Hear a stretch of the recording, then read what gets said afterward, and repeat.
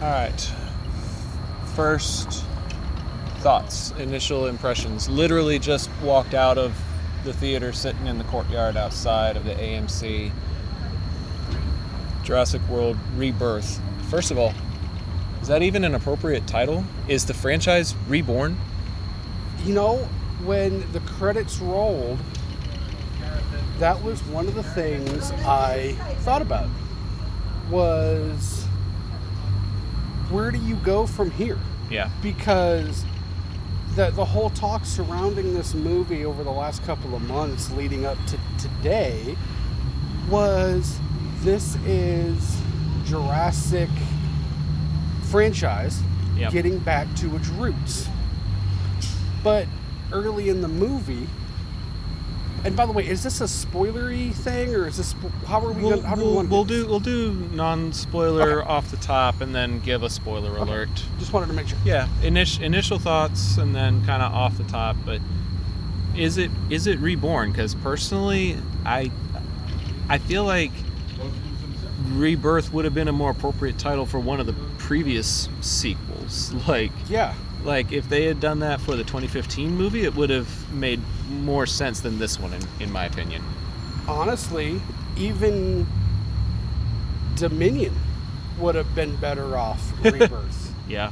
Because of the way that movie ended, and the way that movie had certain elements that... Like society is reborn.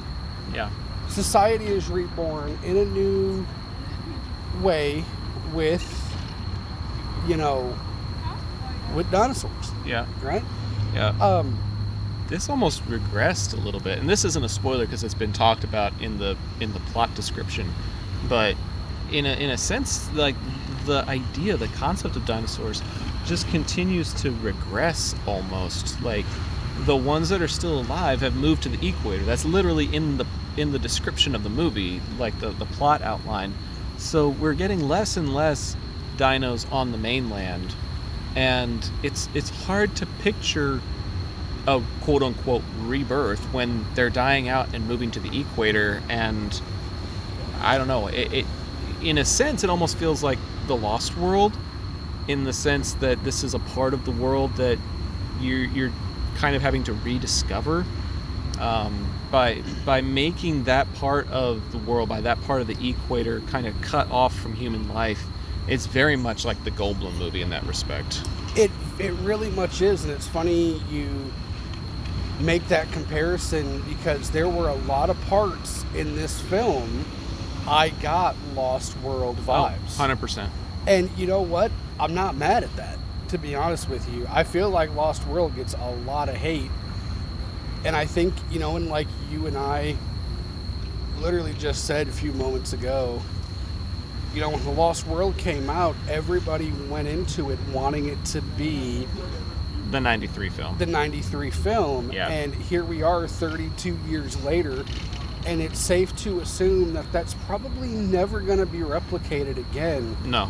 And I think the reasons for that, and I know this is getting off topic a little bit, but the reasons for that are, that was the first time in cinema we saw dinosaurs the way that we did in 93. Yeah. That was the first time we experienced that in a live action. Anything else had been like lizards and iguanas with forced perspective that had fins taped onto their backs or something like that. Like, this was our first time experiencing a T-Rex and velociraptors and all that sort of stuff. And we kind of got introduced to the wonder around the same time that the characters in the movie did. And I think one thing that this movie does do well is the desensitization. Like, you're desensitized to it. They talk a lot about how the people in the world are desensitized to it, and it's becoming a less and less popular thing. The way that the theme parks had kind of leveled out with Claire and all them in the 2015 film, it's continued to deteriorate. The interest has continued to decline, and it's almost like a commentary on dinosaur movies as well. People may be getting less and less interested in dinosaur movies, and how do we recapture that? Well, it's funny, I remember when 2015 came out and everybody saw a hybrid dinosaur and Yeah. they lost their mind. Yeah.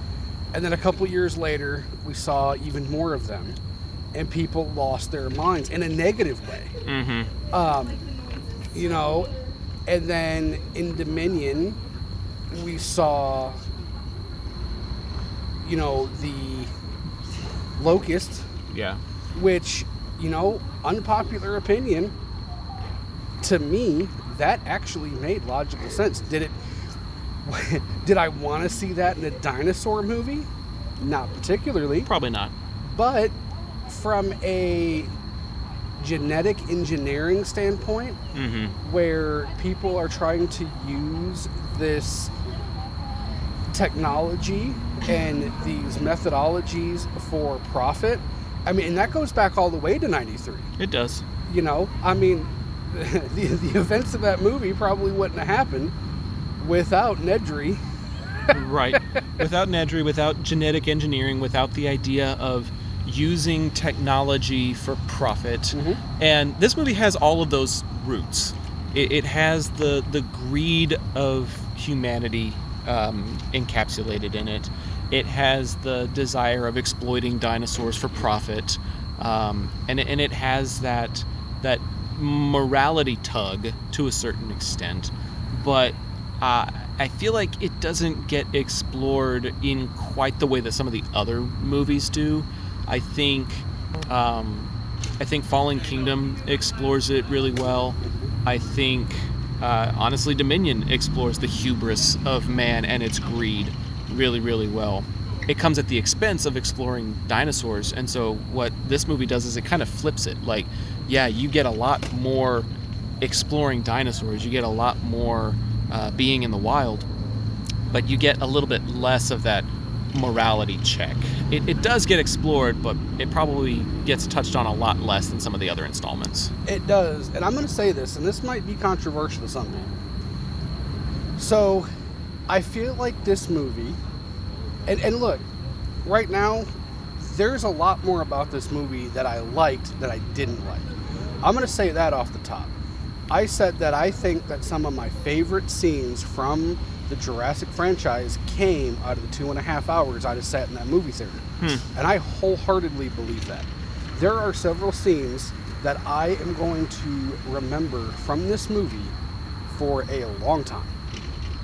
And you know, I'm not going to get into it, spoiler free. I do feel like, to an extent, this film is like a Jurassic best of. We may need to extrapolate on that, but before we do, let's do like a number out of 10 for the spoiler-free folks. Initial rating out of 10. Here's the thing: I said this in our Jurassic Boys group chat, and I'll say it again for ostensity, for having it on the record.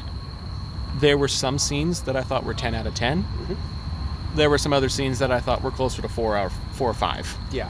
And it's a mixed bag, and I'm not a huge fan of mixed bags, and it creates just a general inconsistency with the film.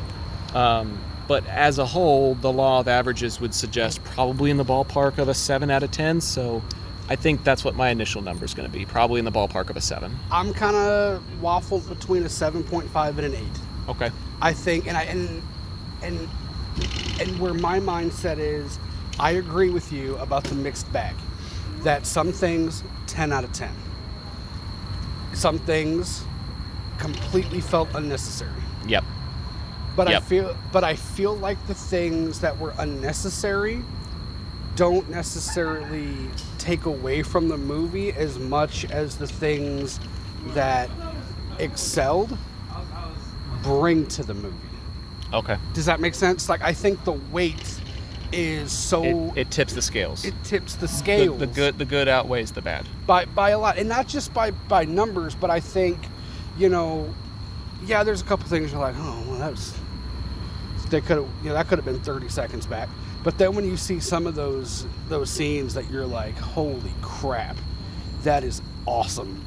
You're like, okay, that is going to be, in my opinion, when the next one comes out, because there's always going to be a next one. These things are like superhero movies now. There's always going to be a next one. Yeah.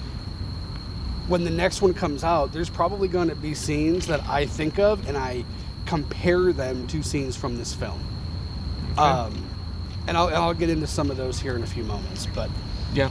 Well, I mean, we've gone about 10 minutes of spoiler-free stuff, so we can probably do another 10 or so of spoilers. The foot traffic outside the theater has reduced a little bit.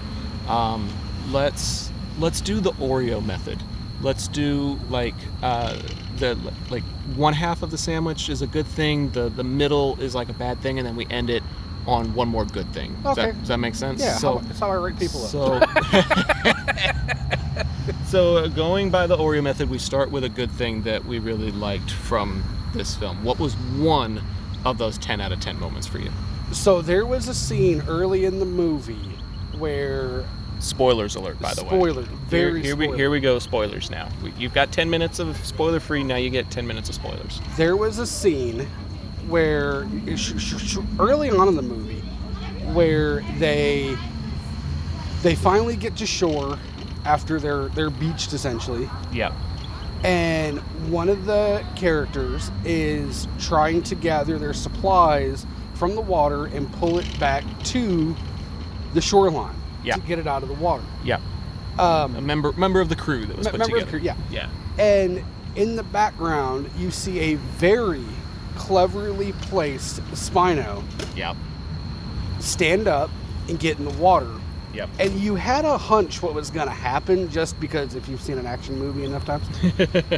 But what you didn't expect was the spray of blood that you saw before you heard the scream, before you heard the reaction. Mm-hmm. And my thought process was, holy crap. That is one of probably the 3 moments in the film where I thought, oh my goodness, they did more with less. And that's one of the things that the 1993 film did the best of. Yeah. Like, they would heavily imply the ferocity of the velociraptors just by dropping a cow into the pen and then pulling up a ripped up crane. You don't see the cow get ripped to shreds, but you see the after effects. And you don't necessarily see this character get torn apart, but you see the blood, you hear the screams, you absolutely know what happened without having to see it happen. And then, I don't know if you saw this or not, because there was a lot kind of going on with the blood rippling back up to the beach, the sand and all that stuff. Right. But in the background, you saw at least 3 tearing her apart in the water. Like, you just saw their... Like they were fighting over her. They were fighting over her. Like, you saw their sails. You saw their spine flailing, and you saw the splashing, and I was like, oh my god, that is insane. Mm-hmm. Yeah, that was, and even leading up to that, there were a couple scenes leading up to that, that I was even like, okay, that was pretty cool. I will say this. This is one of those movies that make me hate trailers. Yeah, I'm going to be that way with Superman. I'm sure of it. Because I feel like a lot of the best scenes in this movie were showcased in trailers. Yeah, I can see that. And I feel like this is where I wish we would get away from this idea that everybody wants to see a new trailer and see it and talk about it to get social media trending. Mm-hmm. Because like I said, I felt like, there were a lot of scenes that they were cool, but we'd already seen them. Yeah. Yeah, I'm with you. Okay, a 10 out of a 10 for me would be the Titanosaur scene. Mm-hmm. Anything that has to do with the Titanosaurs, from when we see them in the museum early on to when we actually see that scene with them. Alexander Desplat does the score for this film, and he borrows a lot of the themes from John Williams, and they play the original theme. When you're looking at a long-necked dino, you've got somebody who, again, spoiler alert, somebody who studied under Alan Grant. I thought that was a cool name drop. You have somebody who studied under Grant experiencing that sense of wonder the way Grant did in the 93 film. That was a 10 out of 10 moment for me. I felt pure nostalgia. I felt that sense of wonder that the 93 film has always helped me experience. Yeah, I will say the score for this movie was incredible. You know, and look, you said it. They borrowed heavily from the 93 film. And you know what? There's nothing wrong with that, in my opinion. It brought a lot of nostalgia back in all the right ways, and they used it in the right moments. And to me, that's actually going to be my next 10. Wasn't necessarily a scene. It was how well they intertwined the older score with the newer score. You're just giving it extra cookies. we were gonna go to what was one of the 5 out of 10s, but that is a fair point. The score is a highlight for me. It was subtle when it needed to be subtle, and it was wondrous when it needed to be wondrous. Well, look, there's 2 sides of a cookie, right? So yeah, that's true. That's true. We are trying to keep it around 20-ish minutes though, and we're at 16:30, so we do need to probably go to one of the low points just to get it out of the way. For me, I'm gonna pick the boyfriend. I did not like the boyfriend. There is a boyfriend character who I think is supposed to be the comedic relief, but most of the time I look at him and go, why are you here? What is your purpose? How do you move the plot along? And he just doesn't. And I mean, he has maybe 1 or 2 redeeming moments, but I didn't see all that much that was truly redeeming in him. And as much as I don't like the Altoid scene, I think I like the boyfriend even less. Yeah, I would agree. There were a few moments in the film where you thought, oh, hey, okay, we're going to see some character growth in this. And then it immediately, like literally the next line, right out the window. Yep. Yep, like, every time. And you know, it was... It was frustrating. It was frustrating. Because it's like, I want to like you. Like, there were moments where I was seriously thinking, I want to like you. Yeah. But I just couldn't bring myself to. I can count 3 where I wanted to like the guy. I mean, he had a redeeming moment saving the girl. Mm-hmm. And then he has another moment where he just randomly talks about a bag of weed. Yeah. Like it's just... It's about as mixed of a bag as his bag of weed was. I'll put it that way. And I think, yeah, I don't know. I really would like to understand more about the decision for that. But, but again, it's one of those things that I don't feel like it took enough away from the movie, but it was definitely something where it aggravated me. It's a hindrance and an aggravation. It takes it away from being that lightning in a bottle. Like, we were talking in the group chat that the 93 film is lightning in a bottle. Like, everything hit all the right notes for us, and it was firing on all cylinders with character, plot devices, music, CGI, animatronics, action, thrill, whatever. And he's one of those characters where it doesn't allow the film to be that lightning in a bottle, unfortunately. Yeah, I would agree to that. You know, in 93, Malcolm at first was a pain in the ass. You were kind of like, I don't know if I'm going to like this guy or But not. he grows on you. But he grows on you. This kid never grew on me. He never did, and that makes me sad. You know, I almost hope that, kind of like with Dominion, we end up getting like an extended version on Blu-ray, and there's a couple of scenes in there with him toward the end of the movie because I will say, after about the 3/4 part of the movie on, you really kind of forget he's there. At times, yeah. So a low point for me, yeah, would be, again, controversial. Okay. This movie did something that I didn't think a movie could. We've all talked about this want for more dinosaurs on screen. Mm-hmm. I feel like this movie, to a point, had so many dinosaur scenes that when it came to certain iconic dinosaurs, they felt shoehorned in. Oh, the T-Rex. The T-Rex, the Velociraptors, The Dilophosaurus. They all appear, but this movie definitely focuses on the D-Rex. It focuses on the Titanosaurs. It focuses on the Quetzalcoatlus, which, you know, in fairness, we get a lot of T-Rex scenes in the other movies. We get a lot of raptor scenes in the other movies. And here's the funny thing. My other 10 out of 10 is going to be the T-Rex raft scene. Oh, yeah, me too. And I actually have an explanation as to why. Yeah. For me. 2 explanations why. Yeah. But no, I thought of those that you mentioned, the T-Rex was utilized in the best way. The best way possible. The best way possible, yeah.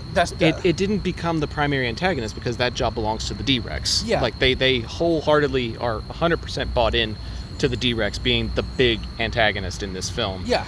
But they still found a way to incorporate the T-Rex. And I would dare say they do it better than the T-Rex scenes we get in Jurassic Park 3. Yeah. Well, and again, that's because, in a very similar sense, right? The Spino was the main antagonist to that film. Right. So they needed to show that. Right. And that's kind of what they did here, was they showed the D-Rex, but they gave you some fan service with the T-Rex as well. Yeah, but I just, the raptor scene pissed me off. Yeah, literally. Pissed me off. It pissed me off. It literally pissed us off. Because you saw it, and you were like, oh my God.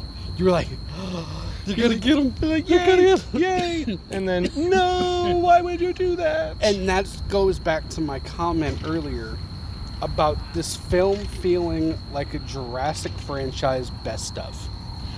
Well, because they have something that feels like the kitchen scene at the convenience store. Yeah. They have like they have a flare sequence like you get with the first film. You have the flying dinosaurs, which you get in Jurassic Park 3. Like, yeah, it tries to hit on all of the notes that are supposedly the highlights to try to give you... I don't know if it's necessarily fan service, because there is a plot built around those sequences.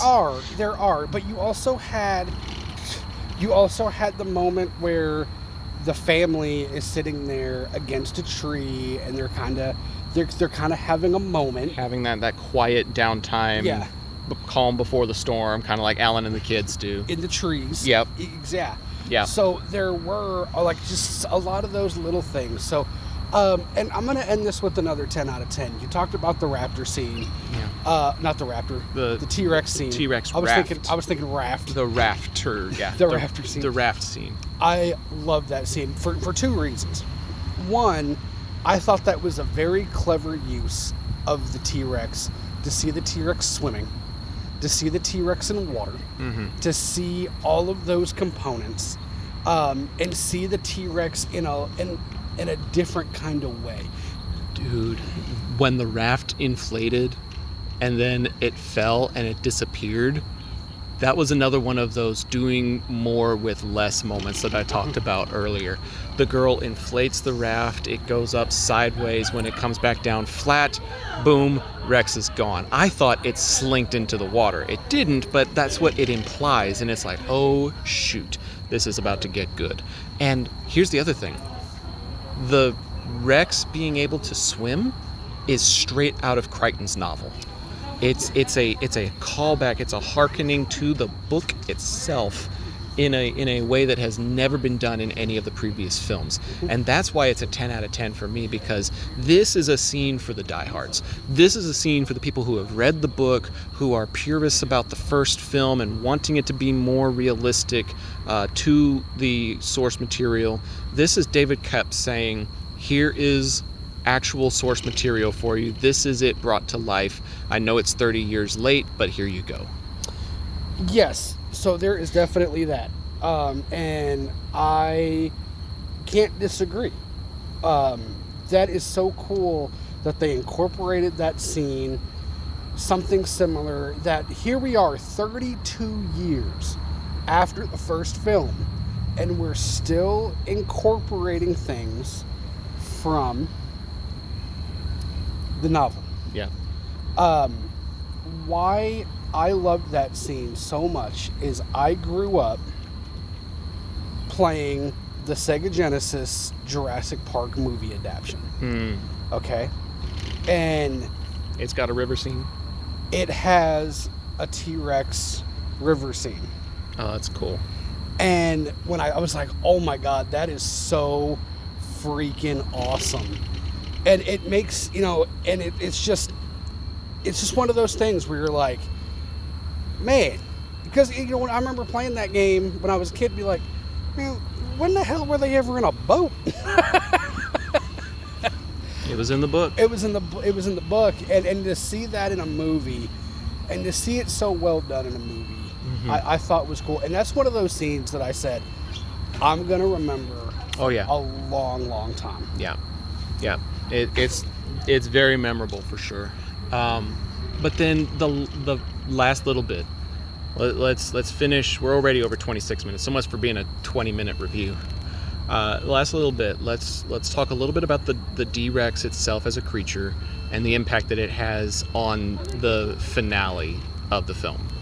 Because in my opinion, a lot of the choices that they made, they were both intense, but they were also safe decisions.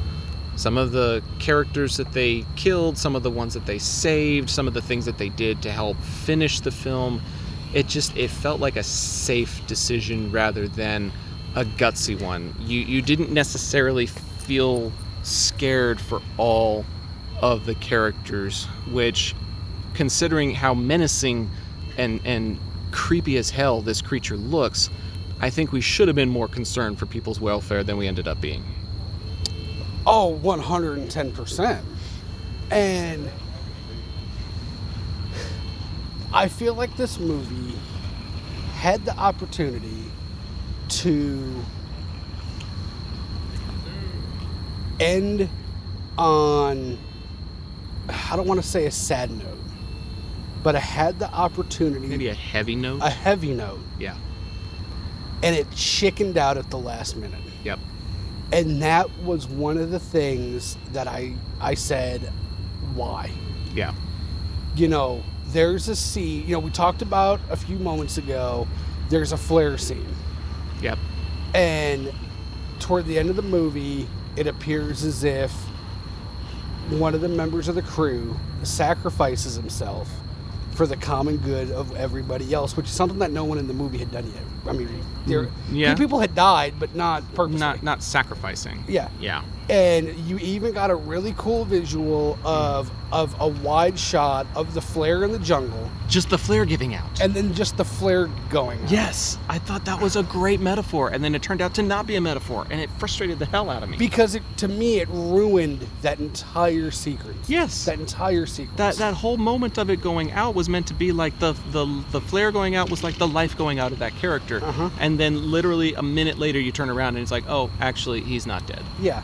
And for me, I was like, oh my God, this movie started on a major death. I mean, I don't know if major is the word, but I mean, honestly, you kind of felt like that one character was going to kind of be around for a while. Mm-hmm. Started with a death, and it ended with one. Oh my God, this movie did something. Yeah. And up until that point, I'll be honest, you're probably going to think I'm crazy. I was kind of waffling between like an 8.5, 8.75. I don't think it was quite a 9, but I was right up there. I was like, man, this leading up to that point, I was like, yeah. And then as soon as that flare went off, it dropped. It dropped because one of the things that I thought I loved the most became for nothing. Yep.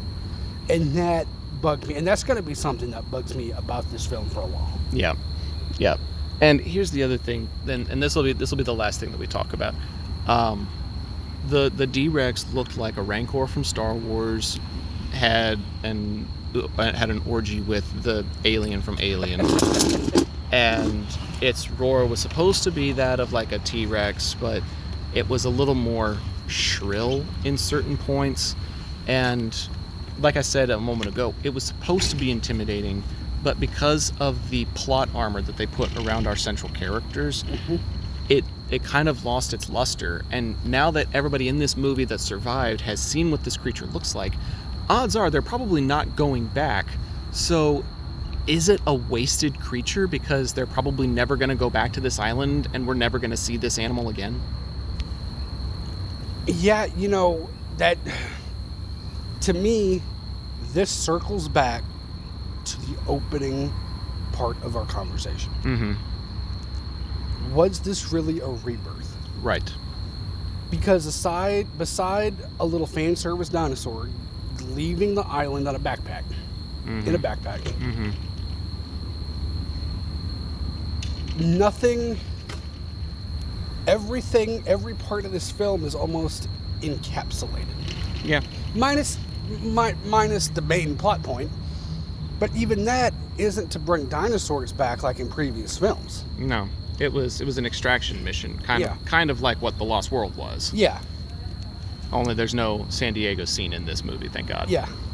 In fact, I thought it was kind of funny. They showed the San Diego Zoo. They kind of had that there. But Crichton Middle School that was cool. That was probably my favorite one. It's a blink and you miss it thing, but there is a school bus that drives by that says Crichton Middle School. I thought that was cool as hell. That was clever. That was really clever. And, you know, like I said, and like I've said a few times,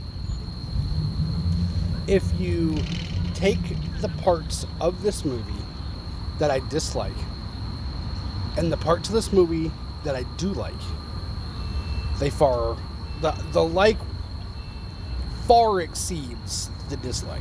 That's good. But the point that you made about this being a wasted creature, I agree. And it didn't have to be that way if the end of the movie played out the way it was supposed to. It looked like it was supposed to. Yep. Yep.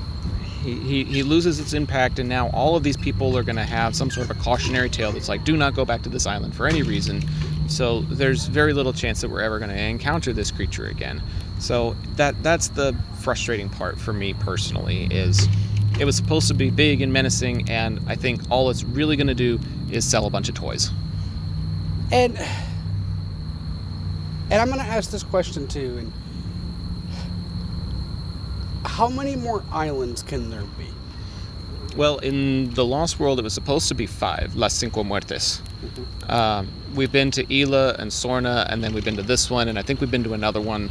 So, yeah, they're kind of running out. We've been to at least 3 or 4 of them.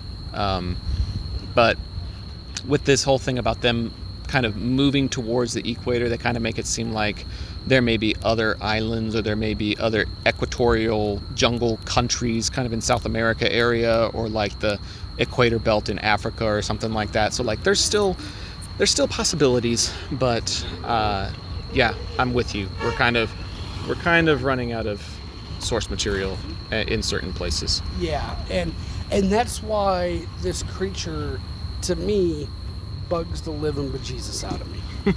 Is because you're right, we're not going to go back there, more than likely. Now, let's be honest though, we didn't think we'd ever go back to the first 2 islands either. That's true. That's true. We may end up back there again at some point. Because greed finds a way. Instead of life. Yeah. Greed finds a way. And that's what, honestly, that's what the entire Jurassic World franchise has been about. It's about greed and the hubris of man believing that they are smarter than the rest of the world, stronger than the rest of the world, more technologically savvy than the rest of the world, and keeps proving over and over that that's not the case. Exactly. Okay, remind everybody your number again as we wrap it. Around an 8? I'm going to go 7.75. Okay, just under an 8. And I'm probably going to go 7, but this is not going to be our last viewing. We'll probably go again next week, and who knows, maybe it'll change before the official IPC episode, but that is going to be a first thoughts, first impressions of Rebirth just outside the AMC with @Zach the Voice and Mondo 24 2008, correct? That's the one and only. That's it. All right. Thanks so much for being a part of this little reviewlet, and we'll see y'all next time.